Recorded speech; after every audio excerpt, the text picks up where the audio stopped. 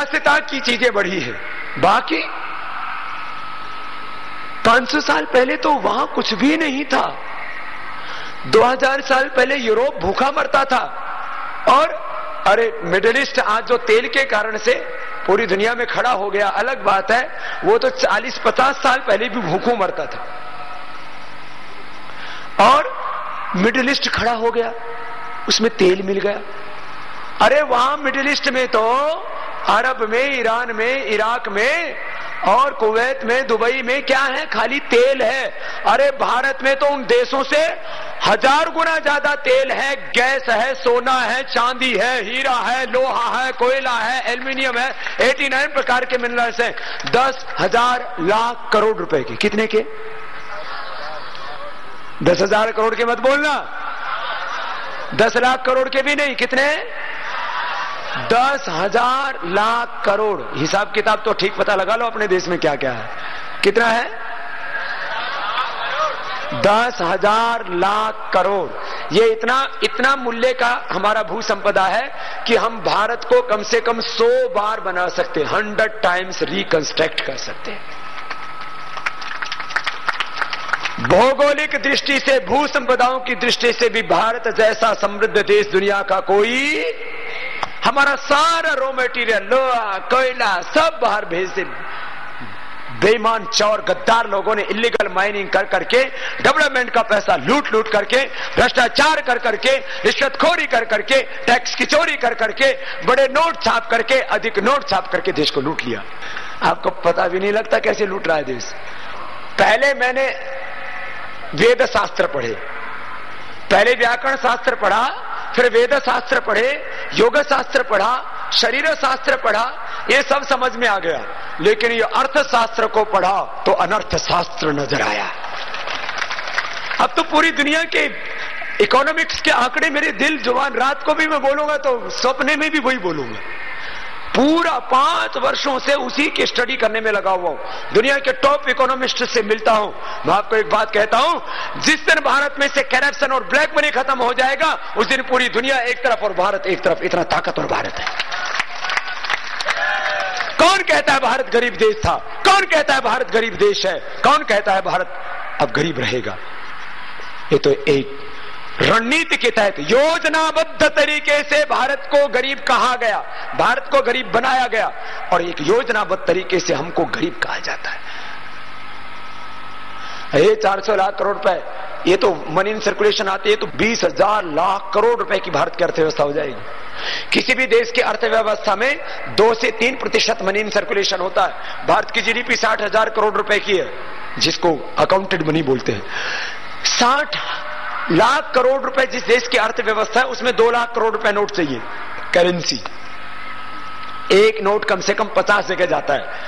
100 रुपए का नोट साल भर में कितने हाथों में घूमता है? कम से कम एवरेज सब्जी वाले से, किसान से सब्जी वाले के पास में, सब्जी वाले से फिर जो है दुकान वाले के पास में, दुकान वाले से फिर साइकिल वाले के पास, मोटरसाइकिल वाले के पास, फिर ऐसे घूम घूम के वापस किसान के पास, वापस मजदूर के पास, वापस रेड़े वाले के पास, वापस दुकानदार के पास, ऐसे घूमता है ना पैसा।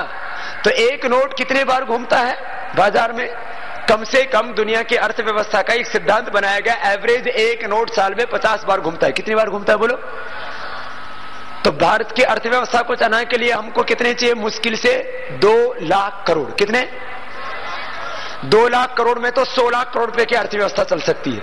और भारत की अर्थव्यवस्था ग्रॉस डोमेस्टिक प्रोडक्ट, इसको बोलते हैं जीडीपी। ये जीडीपी भी देश का खून पी रही है। ये लोगों को ये नहीं पता ये ग्रोथ डोमेस्टिक प्रोडक्ट क्या है, सकल घरेलू उत्पाद। इस देश में पेड़ काटो तो जीडीपी बढ़ती है, पेड़ लगाओ तो जीडीपी कम होती है। इस देश में दारू बंद करो तो जीडीपी घटती है, दारू पियो तो जीडीपी बढ़ती है।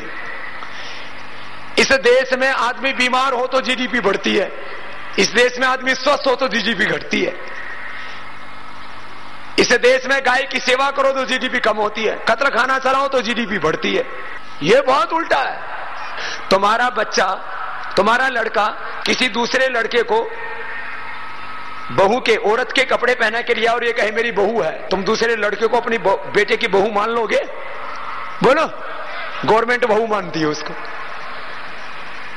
और को तुम्हारी बेटी दूसरी लड़कियों को ले आए कि ये मेरा पति है, तुम दूसरी लड़की को अपने लड़की का पति मान लोगी? गवर्नमेंट उसको पति मानती है। इसको बोलते हैं होमोसेक्सुअलिटी। इनका नाश हो जाए। भाई बहनों, मैं आपको बात कर रहा था, इस देश में मात्र 2 लाख करोड़ रुपए पैसा होना चाहिए। कितना होना चाहिए? और छाप कितना रखा है? 10 लाख करोड़। कितना छाप रखा है? और उसमें भी बड़ा नोट। हिंदुस्तान के 84 करोड़ लोगों के पास में 84 करोड़ लोगों के पास 20 रुपए रोज खर्च करने के नहीं होते हैं एवरेज। एक परिवार में 5 आदमी है, 100 रुपए खर्च करने के लिए नहीं मिलते उनको। 84 करोड़ ऐसे लोग हैं, तो उनको तो 20 रुपए से ज्यादा का नोट ही नहीं चाहिए।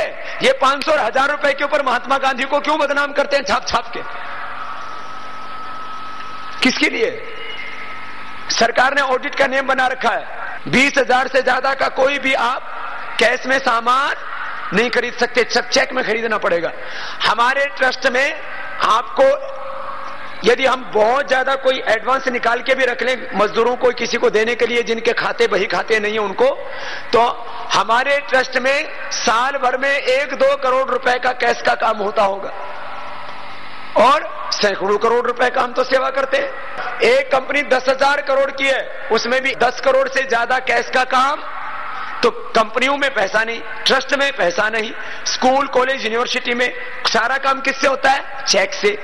बोलो, तुम जितने भी गवर्नमेंट सर्विस हैं, सर्वेंट हैं, पेमेंट किससे मिलती है? तो पैसे की ज्यादा जरूरत कहां है? पैसे की देश को जरूरत है 2 लाख करोड़ की। 2 लाख करोड़ में अर्थव्यवस्था होनी चाहिए 100 लाख करोड़ की, और 10 लाख करोड़ में अर्थव्यवस्था कितनी होनी चाहिए? 500 लाख करोड़ की। वो है, वही तो काला धन है, यही अनअकाउंटेड मनी है। और इसी को इलीगल माइनिंग में, इसी को विकास योजनाओं का पैसा लूटने में, इसी को रिश्वतखोरी में, और इसी को टैक्स की चोरी में प्रयोग किया जाता है, बड़े पैसे को। ये बड़ी करेंसी और अधिक करेंसी खत्म कर दीजिए, हिंदुस्तान में भ्रष्टाचार खत्म हो जाएगा। बड़ा नोट बंद कर दो तो 1 लाख रुपए भी रिश्वत मांगेगा तो कितना रुपए ले जाना पड़ेगा? बोरी भर के ले जाना पड़ेगा 10-20 का नोट। लेने वाले की मुसीबत, देने वाले की मुसीबत।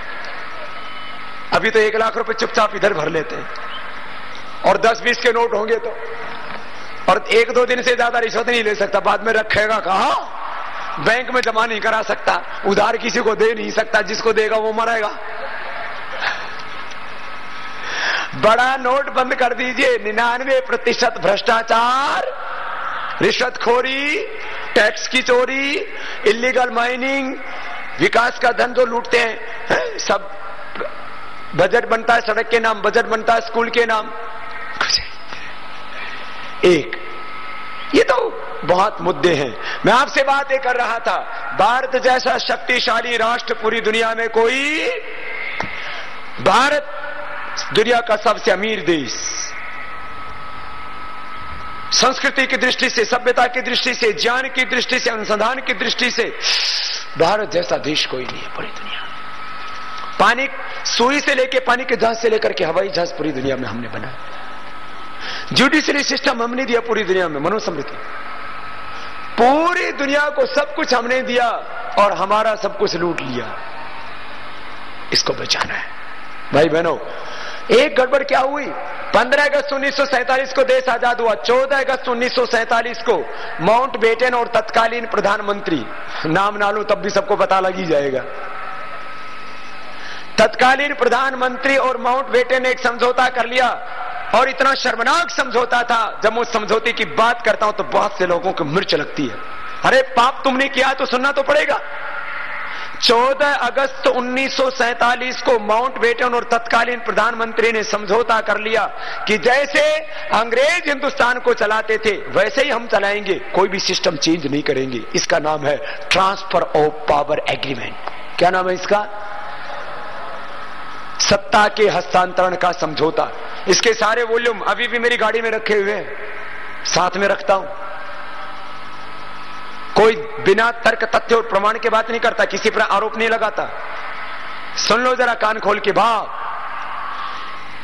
महात्मा गांधी ने कहा था कि अंग्रेजों के जाने के साथ भारत का सारा सिस्टम चेंज हो जाना चाहिए, हमें स्वतंत्र भारत में अंग्रेजी तंत्र नहीं चाहिए। लेकिन दुर्भाग्य है आजादी के 64 वर्षों के बाद भी स्वतंत्र भारत में विदेशी तंत्र, अंग्रेजी तंत्र ही चलता है।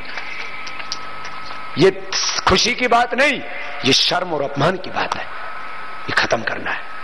और ऐसे ही लूट रहे, वो भी बजट बनाते थे, ये भी बजट बनाते, वो बजट बना के बाहर लूट के जाते थे, ये भी बाहर लूट के लेके जाते। क्या अंतर हुआ? इसलिए एक बार भारतीय राजनीति का पुनर्जन्म करना पड़ेगा। जहां हमारा जीवन अच्छा होना चाहिए वही देश की राज्य व्यवस्था भी अच्छी होनी चाहिए। आज हमारे स्वाध्याय परिवार से श्री शंकर पटेल स्थल उपलब्ध कराया गया। हम स्वाध्याय परिवार को बहुत बहुत साधुवाद देते हैं। भाई रमेश जी महाशेट्टीवार, डॉक्टर महिपाल जी, हमारे श्री मारुति जी, सब भाइयों ने मिलकर बहुत अच्छा प्रयास किया, सबका बहुत बहुत धन्यवाद है। भाई मारुति जी के साथ वेंकटेश जी, मुन्ना जी, डॉक्टर बाबूराम यादव जी, बसंत राव जी, कृष्णमूर्ति जी और डॉक्टर जो हमारे रेड्डी जी, नरेश जी, रामकृष्ण जी, आर्य वैश्य संघ के ओर से यहाँ पर जल वितरण और स्वयं सेवा की सुविधा दी गई, उनको भी धन्यवाद है। इस पूरे आयोजन में भारत स्वाभिमान के कार्यकर्ताओं के अलावा आरएसएस जिसने सदा से देश की सेवा की है और वीएचपी और सभी संघ परिवार के कार्यकर्ताओं का एक बार बहुत बहुत अभिनंदन है। जब जब राष्ट्र निर्माण का कोई भी अनुष्ठान चलता है तो उसमें संघ अपनी अग्रणी भूमिका में रहता है। वैसा युवा संगठन, सरस्वती शिशु मंदिर व अन्य पाठशालाओं के छात्र, हमारे सभी मीडिया के भाई, पुलिस और प्रशासन के भाइयों का जोरदार एक बार अभिनंदन मीडिया के भाइयों के भी सहयोग के लिए। और दिगंबर महाशेट्टीवार जी के साथ साथ लीलावती महाशेट्टीवार, रामाराव पटेल जी के, नागनाथ पटेल जी, जगदीश जी और बाशित कॉन्ट्रैक्टर, फिरोज शहरान होटल, भाई के नागनाथ पटेल जी, जगदीश महाशेट्टीवार जी, रमेश मानधानी जी, काशीनाथ बच्चुवार जी, श्याम सुंदर मानधानी जी, ओम प्रकाश जी, चंद्रकांत जी, गणपति जी, शिव कुमार जी, मारतंड जी, नागनाथ जी, राजू जी, विशंबर जी, महेंद्र जी, अशोक जी, दरबार जी, गंगाधर, सुरेंद्र, योगेश जी आदि सब ने मिलकर आज के इस आयोजन में धन्यवाद दिया। आप सब इतनी श्रद्धा भक्ति से आए, सबके लिए एक बार बहुत बहुत अभिनंदन।